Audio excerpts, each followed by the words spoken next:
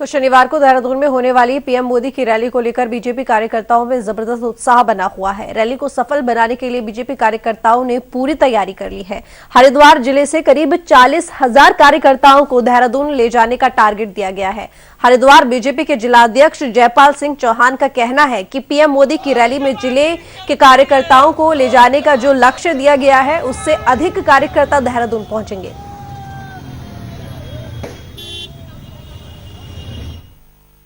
Rally के निमित्त Bharatiya Janata party को प्रदेश नेतृत्व ने जो टारगेट दिया है, उस टारगेट को अचीव करने के लिए हमारी सभी विधानसभाओं की बैठकें संपन्न हो चुकी हैं। और मुझे लगता है कि जो भारतीय जनता पार्टी के हमारे प्रदेश नेतृत्व ने जनपद हरिद्वार से अपेक्षा की है, उससे भी कहीं अधिक संख्या में देहरादून माननीय प्रधानमंत्री नरेंद्र मोदी जी को सुनने के लिए लोग पहुंचेंगे।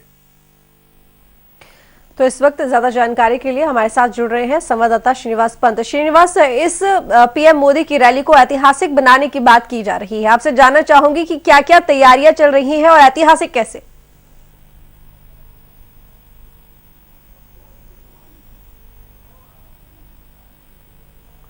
श्रीनिवास, मेरी आवाज मिल रही है आपको?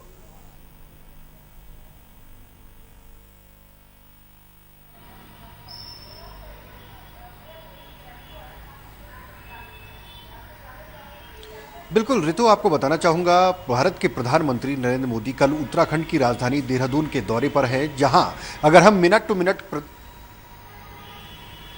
जी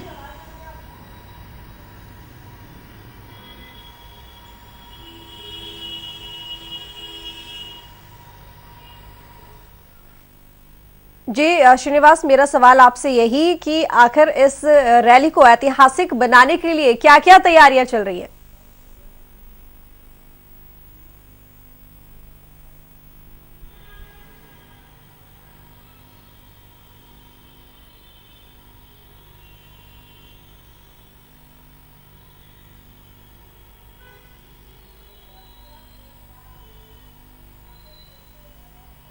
बिल्कुल ऋतु, आपको बताना चाहूंगा, प्रधानमंत्री नरेंद्र मोदी के जो मिनट टू मिनट कार्यक्रम है, अगर उसकी हम बात करें तो कल 4 तारीख यानी शनिवार का वो दिन है जिसका बेसब्री से भारतीय जनता पार्टी और उत्तराखंड की आवाम इंतजार कर रही है। प्रधानमंत्री तकरीबन 12:25 पर जौलीग्रांट एयरपोर्ट उनका विशेष विमान पहुंचेगा।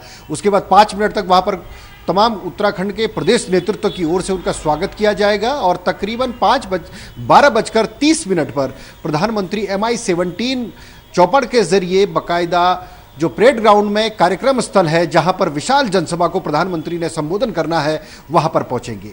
सबसे पहले जब प्रधानमंत्री पहुंचेंगे कार्यक्रम स्थल पर, तकरीबन 1:10 का समय मुकर्रर किया गया है जब प्रधानमंत्री मंच पर पहुंचेंगे। मंच पर पहुंचने के बाद तकरीबन 5 मिनट मंच पर बैठेंगे, अभिवादन स्वीकार करेंगे आम जनता का और उसके बाद शुरू होगा प्रदेश को डबल इंजन की सौगात देने का काम।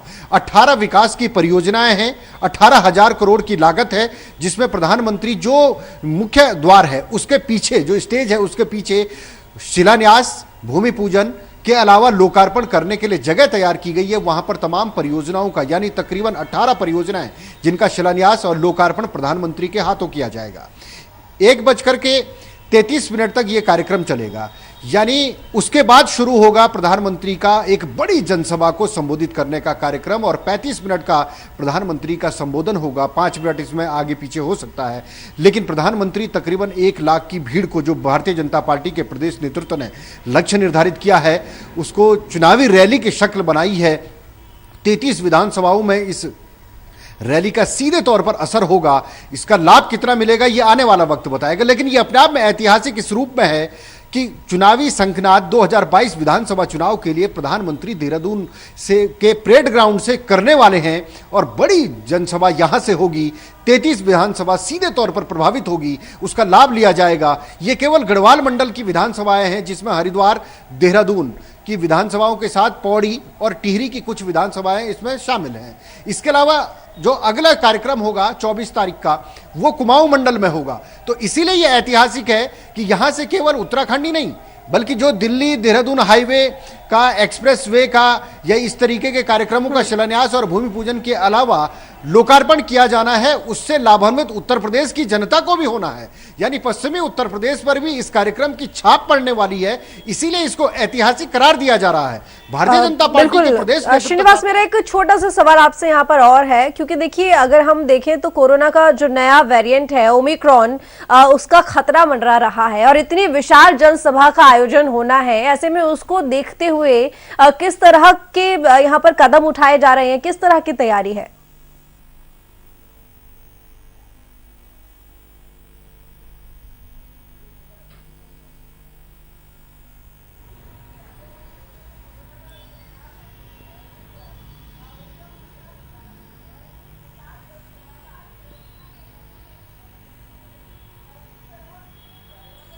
देखिए, इसमें दो बातें सामने हैं। एक, कोविड का ये दौर चल रहा है, लेकिन सरकार को लगता है या भारत सरकार को या स्वास्थ्य विभाग को लगता है कि जिन्होंने डबल डोज वैक्सीन लगा दी है उन पर इसका ज्यादा प्रभाव नहीं पड़ेगा, शायद इसीलिए ऐसे कार्यक्रमों को करने की अनुमति प्रदान की गई है। लेकिन दूसरी तरीके से अगर हम बात करते हैं ओमिक्रॉन के भारत में दस्तक देने के संबंधी पर, तो अगर उनका इस प्रकार से स्वास्थ्य विभाग ने कार्यक्रम तो कराया है, सरकार ने कार्यक्रम कराया है, कार्यक्रम की अनुमति दी है, लेकिन प्रशासनिक अमले ने उसमें कोविड की तमाम जांचों के अलावा थर्मल स्क्रीनिंग की व्यवस्था की है। जो एसपीजी का जो टेक ओवर जो ग्राउंड किया गया है, उसके बाहर से जो एंट्री पॉइंट बनाए गए, 3 एंट्री पॉइंट है जहां से आम जनता अंदर जाएगी, वीवीआईपी की एंट्री अलग होगी, तो थर्मल स्क्रीनिंग सभी की जाएगी।